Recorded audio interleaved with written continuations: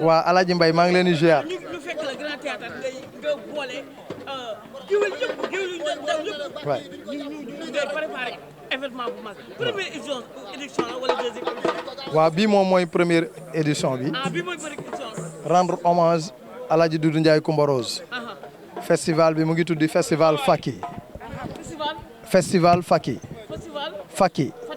Faki. Faki mooy tëggal ci séeréer. waaw di ko delloo sama mbokk séeréer yi donc voilà. lan moo waral nga tuddee ko Faki pour séeréer. lan moo tax ma waral. nga tuddee ko turu Faki bi turu Faki mais Faki mooy tëggal ci séeréer en fait xam nga tëgg moom dafa yaatu soo nee olof mën nga ne tëgg sabar nga dem feneen mën nañ ko wooye neneen mais pour créer dara loo xam ne que lu raar la aussi lu musul am. donc moo tax ma waxtaanee ci woon sama benn kilifa gu baax gu naan Omar Thiam ñu tuddee festival bi ñu tuddee ko festival Faki. ñu gis la doomam organisé wu ko mbokkam organisé wu ko yow nga jël sa propre responsabilité organisé wu ko est-ce que waxtaan nga ak ay mbokkam ba pare. mais du Ndiaye Rose moo ma jur. nan la juree rek doomam yaa ngi fii mais moom. mais du Ndiaye Rose en fait moo jur sama soxna beneen bi mooy lii may def nii war na ku ne du Ndiaye Rose su àdduna la maanaam yow sax personnellement am nga droit rendre hommage à la Doudou Ndiaye Coumba Rose parce que symbole ci dëkk ak li mu liggéey ci Sénégal donc kenn ku ci nekk war nga ko mën a defal bés bu raw sax li may def. est-ce que Sénégal dafa doy waar. est-ce que duñu mën a wax ne Grand bi day dóor est-ce que jubluwu si dóor. waaw xam nga moo dóor dafa nekk moo boo xam ne yàq na Sénégal waaw Sénégal léeg-léeg la ñu caaxaanee loo xam ne maanaam après da leen di ëpp doole. je pense que ci sama carrière leer na ma ne que man ñi may poser question sax par commencement peut-être que par yow sax mën naa ne que waroo maa mën a poser question parce que man li ma def ci àdduna daa rëy depuis 95 ku joué ba joué Wembley donc kon kooku maanaam am na lu bari loo xam ne que samay bët ak li may def maanaam romb na loolu beneen bi ci tegu mooy ci suñuy propre moyen la ñu demee amul kenn koo xam ne que jox nañu 1 franc ci presse la ñuy wax donc y a presque plus de 15 producteurs yoo xam ne que musuñoo ñëw Sénégal ñu ngi ñëw fii ñëpp yegg si nañ am na leen loo xam ne kenn du ko waxantu ñu ngi ñëw jël billet d'avion yi gars yaa ngi ñëw par benn maanaam lu mel ni tey lu mel ni suba lu mel ni gannaaw suba mu nekk un événement boo xam ne que du benn fan sooy def événement pendant 4 jours une semaine donc je pense que ne que c'est pas événement boo xam ne que xalaat nañ ci dóor. est-ce que yëgal nga ko ay doomam. est-ce que yow yaa ngi suivre est-ce que yow yaa ngi suivre voilà il faut non waa ñi xamul mooy maanaam su fekkee ne que doomu aadama yi ñu ngi suivre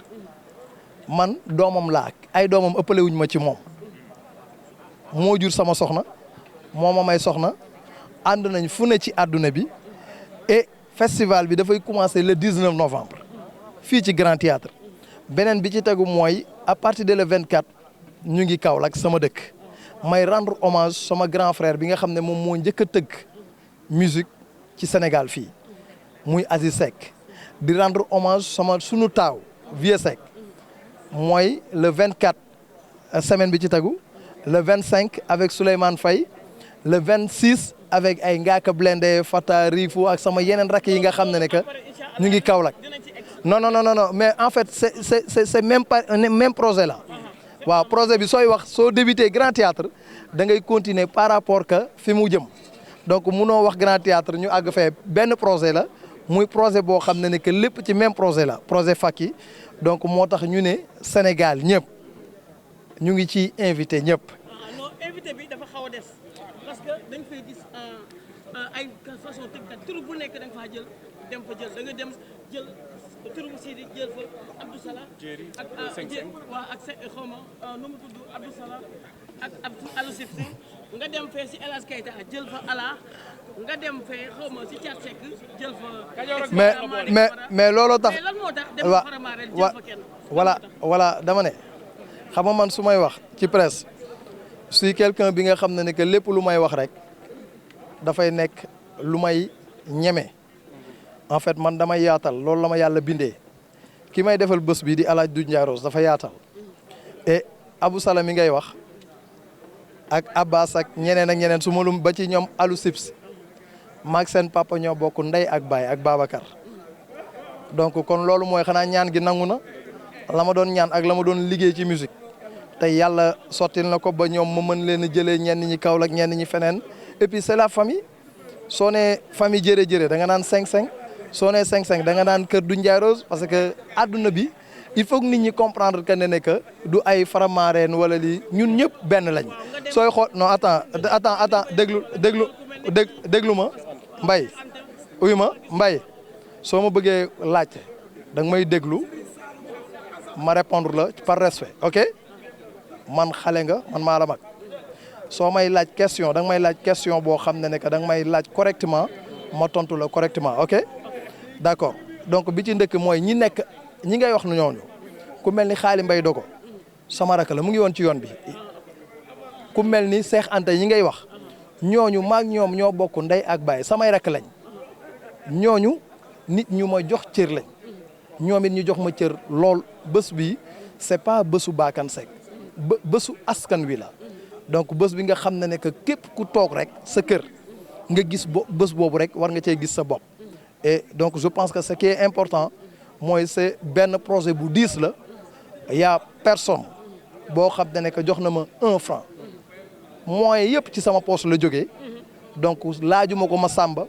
du état moo ma ko jox du kenn te ni ma koy defee nii en tant que un percussionniste loolu laay ñaanelee samay nawle percussionniste yëpp ñu mën a def lu mel nii. lan moo tax nga wéet si. non wéet yow yaa xalaat wéet man du ma mës a def dara wéet déjà famille mi rek wéetal nañ ma bu baax et sama famille askanu jërë-jërë yëpp muy 5-5 muy jërë-jërë yeeg muy njaayeen yeeg muy ñëpp képp kuy askanu géwél rek léegi yow wax nga ko yaa ngi naan kay yaa ngi fi fekk ñëpp kon kay loolooy wane ne que wéetu ma c'est nous dans nous yaa waaw non mais moo tax ma ne la ci wàllu poos dama ne la man maay def samay propre moyen xam nga yow yaa ngi ne est-ce que du dóor